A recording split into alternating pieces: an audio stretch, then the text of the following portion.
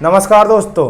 9 फरवरी को geological survey of India ने जम्मू कश्मीर के रियासी जिले में 59 लाख टन लिथियम के विशाल भंडार होने का दावा किया है। लिथियम एक प्रकार का खनिज है। इसका इस्तेमाल इलेक्ट्रिक गाड़ियों, मोबाइल फोन और लैपटॉप में लगने वाली बैटरियों में किया जाता है। अगर इंडिया इस लिथियम का उपयोग करने में पूरी तरह से सक्सेसफुल होता है तो क्या चिली के बाद दुनिया का दूसरा सबसे बड़ा लिथियम उत्पादक देश बन सकता है?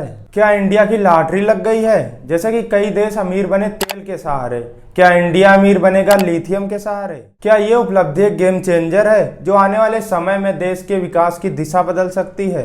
क्योंकि भारत अपनी लिथियम आयन बैटरीज का करीब 80% हिस्सा चीन से मंगाता है। कमोडिटी मार्केट में लिथियम की कीमत डेली तय होती है। इसी मार्केट की तय कीमत के अनुसार दूसरे देशों में लिथियम का इंपोर्ट एक्सपोर्ट होता है। अगर इस समय लिथियम की कीमत की बात की जाए तो है 6000 रुपए प्रति किलो और भारत को 59 लाख टन लिथियम के विशाल भंडार मिले हैं, जिसकी अनुमानित कीमत हो सकती है 3384 अरब रुपए। क्या भारत लिथियम का उपयोग करके अमीर बन पाएगा? तो आइए आज के वीडियो में इन सभी बातों को डिस्कस करेंगे। 5.9 मिलियन टन के ये रिजर्व डिस्कवर हुए हैं,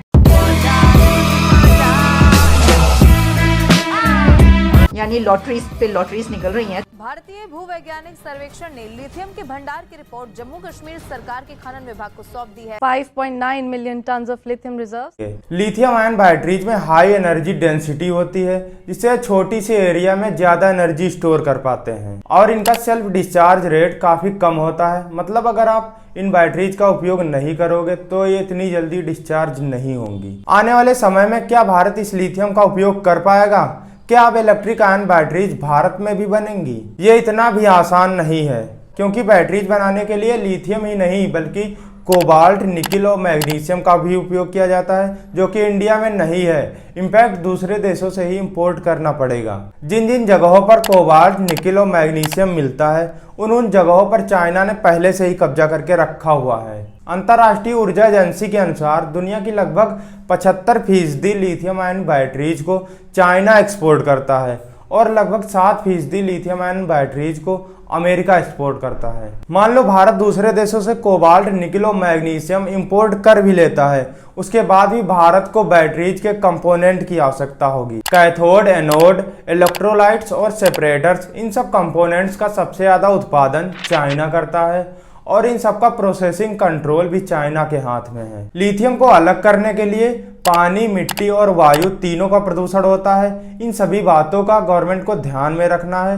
और चीजों को बैलेंस करके चलना है कि फायदा तो हो और नुकसान भी ना हो, क्योंकि माइनिंग से होने वाले वायु प्रदूषण और मृदा प्रदूषण से काफी इम्पैक्ट देखने को मिल सकते हैं, जैसा कि उत्तराखंड के जोशीमठ में घरों में दरारें देखने को मिली थी। इसके अलावा लिथियम को माइन और रिफाइन करने के लिए हाई टेम्परेचर की आवश्यकता होगी, जिससे कि वायु प्रदूषण भी बढ़ेगा। और लिथियम को माइन करने के लिए पानी की भी भारी मात्रा में आवश्यकता होगी, क्योंकि 1 टन लिथियम को माइन करने के लिए लगभग 22 लाख लीटर पानी को इन्वेस्ट करना पड़ेगा। और जम्मू कश्मीर के रियासी जिले में कंस्ट्रक्शन के चलते पानी की पहले से ही कमी है। क्या इस लिथियम से देश की इकोनॉमी को सुधारा जा सकता है? हाँ भाई, बिल्कुल सुधारा जा सकता है, अगर इसमें करप्शन, भ्रष्टाचार जैसे तथ्य नहीं होंगे। नेचुरल रिसोर्स से जो आने वाला पैसा है उसको जनता की भलाई के लिए इस्तेमाल किया जाए।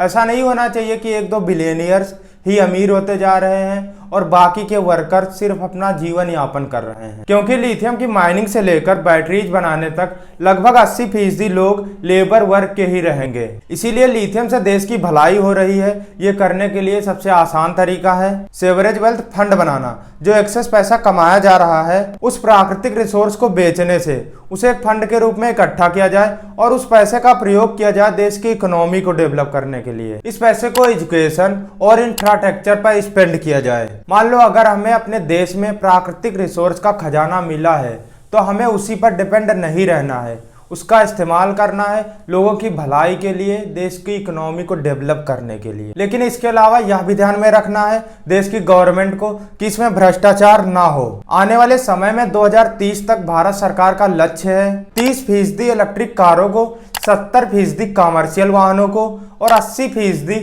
टू व्हीलर्स को इलेक्ट्रिक बनाया जाए। लिथियम आयन बैटरीज से पर्यावरण को होने वाले नुकसान से बचाने के लिए भारत सरकार को एक रिसाइकिल इकोसिस्टम भी बनाना बेहद जरूरी है, जिससे खराब बैटरियों को रिसाइकिल करके उनका दोबारा यूज किया जा सके। लिथियम की माइनिंग से सबसे ज्यादा प्रभावित होंगे वहां के आसपास के लोग, जिन पर भी गवर्नमेंट को ध्यान देना है। वीडियो अच्छा लगा हो तो लाइक कर देना। बहुत बहुत धन्यवाद। मिलते हैं अगले वीडियो में।